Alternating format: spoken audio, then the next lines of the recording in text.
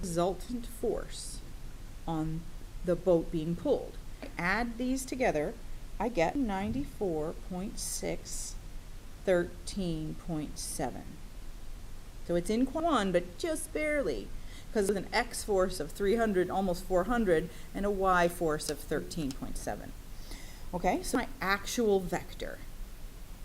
Okay, that when the question says what's the vector, this is the vector in standard form. But if it says what is the magnitude of r, it's just a calculation. I'm going to square root of this squared plus this squared. And on my calculator, clear that off, and say the square root of 0.6 squared gives me 394.8. 390.8 pounds. There we go. That's the magnitude of the force on the boat. Of the boat. Theta. Okay, well we know theta prime is equal to the inverse tangent of B over.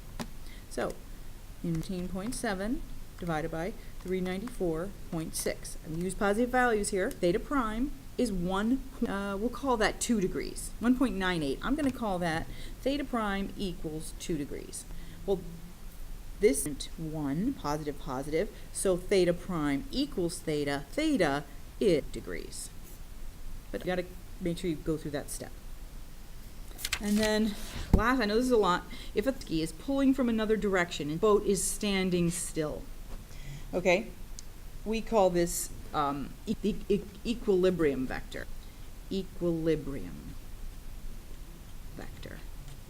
Let's think about this for a minute. We know that we have a vector, let's just sketch it, right? We have a vector going 2 degrees, so it's barely on the horizontal. There it is, 394 points.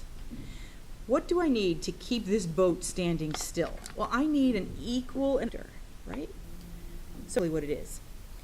We have to figure out the theta, but we already know if the third, you have to have a magnitude. The equilibrium magnitude would be 34.8 pounds.